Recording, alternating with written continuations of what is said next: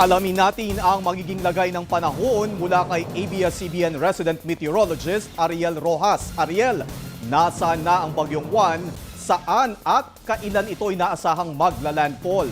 Alam mo Adrian, nasa gitna pa rin ng Philippine Sea ang Typhoon Uwan na patuloy pa ang paglakas. Huli itong namataan sa layong 620 km silangan ng Virac, Catanduanes. At ito po ay may lakas ng hangin ngayon na 150 km per hour at pagbugso ng hangin na umaabot ng 185 km per hour. Sa ngayon ay kumikilos ang bagyo pa west-northwest sa bilis na 30 km per hour. Malawak pa rin po yung nasasakop ng kaulapan ng bagyo pero mas maliit na ito kumpara kahapon at humahampas na rin yung rain bands ito dyan sa ilang bahagi ng Bicol Region, Eastern Visayas at ganoon po sa bahagi ng Mindanao. Inaasahang lalakas hanggang super typhoon ang bagyo habang binabaybay ang mainit na Philippine Sea. Posible po itong dumaan ng malapit dyan sa Catanduanes linggo ng umaga. Sabi ng Pag-asa ay nakikita nga ang pagbaba pa ng track nito kaya hindi inaalis ang posibilidad ng pagdaplis ng bagyo o paglandfall mismo dyan sa Catanduanes at mas paglapit nito sa bahagi ng Metro Manila. Posible rin itong maglandfall dyan sa Northern Aurora o Southern Isabela sa kalakasan o peak intensity nito kung hindi po sa linggo ng gabi ay sa Lunes ng madaling araw. Hihina ang bagyo sa pagtawid ng mabundok na bahagi ng Northern Luzon at nasa West Philippine Sea na ito Lunes ng hapon. Ito po ay lalabas ng Philippine Area of Responsibility sa araw ng Martes habang lumiliko at pwedeng papasok ulit ng PER pupunta dyan sa bahagi ng Taiwan. Pwede pa pong magbago yung paggalaw. Muli yung ating sinabi kanina na pwedeng mas bumaba pa o pwedeng humakyat ng bahagya. Kaya lagi pong tumutok sa updates ukol sa potensyal na super typhoon na ito. At bilang paghahanda sa paglapit pa ng bagyo, nakataas na po ang Tropical Cyclone Wind Signal number 3 sa amin sa Catanduanes, sa eastern portions ng Camarines Sur at ng Albay at northeastern part ng Sorsogon at ng Northern Samar.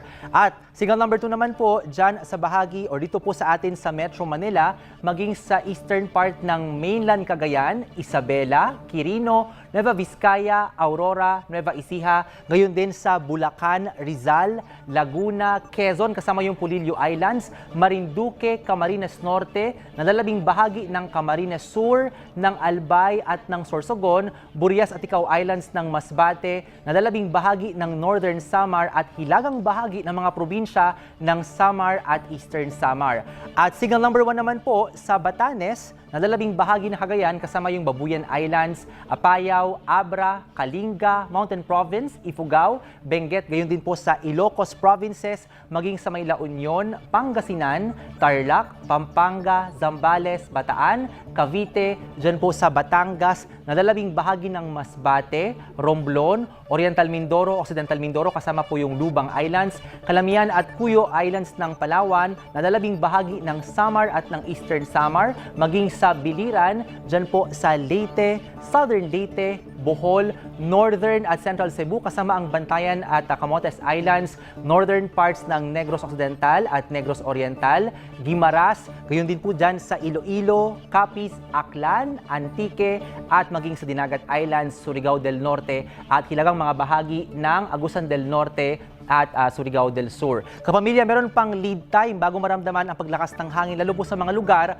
sa may Central at Northern Luzon. At dahil nga aabot sa super typhoon ang bagyo hanggang wind signal number 5, ang itataas po na babala sa hangin, kaya po niya magpatumba ng mga puno at poste, kalbuhin po yung kagubatan at tuklapin ang mga bubong at sirain yung mga bahay. Dahil din sa malalakas po na hangin ng bagyo, makakalika ng lagpas, 10 talampakan na storm surge o yung lagpas kisa ng bahay. Diyan po sa may Bicol Region, Quezon, Aurora, Isabela, Cagayan at sa may Pangasinan. At napakaalon din po ngayong weekend dito sa may Philippine Sea at pagsapit naman ng Lunes sa may West Philippine Sea. Kaya bawal po maglayag lahat ng sasakyang pandagat dahil delikado.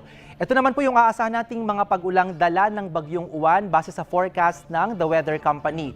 Ngayon pong Sabado ng gabi hanggang Linggo ng madaling araw, malalakas hanggang matinding ulan ang babagsak dyan sa Samar Island at sa Bicol Region. At maghapon pa ng Linggo, mabababad sa grabing ulan ng Kabikulan maging ang Quezon. Kita natin yung mas madilim na kulay pula dito na dadaan sa may Catanduanes at Camarines Provinces.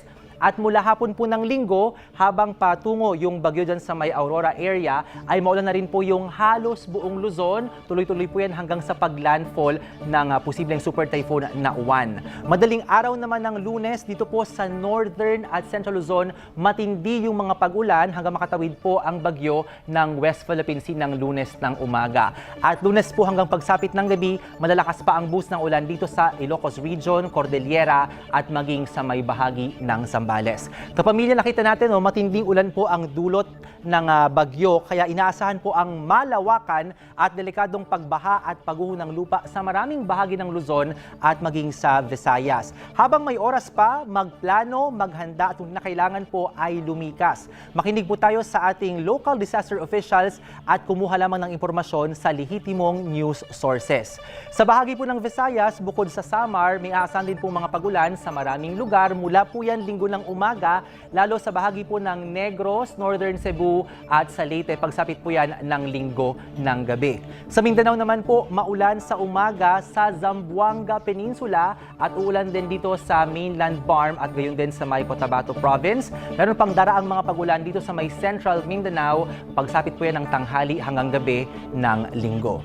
At tayo po sa Metro Manila, bago magtanghali bukas, Sunday po, magsisimula na yung mga pag-ulan at may kalakasan po yan lalo pagsapit ng gabi bago po maghating gabi. Mababawasan yung mga pagulan sa Metro Manila madaling araw ng Lunes, pero uulan muli bandang hapon. Mawawala naman na yung mga ulan na yan pagsapit po or bago lumubog yung araw hanggang pagsapit ng gabi.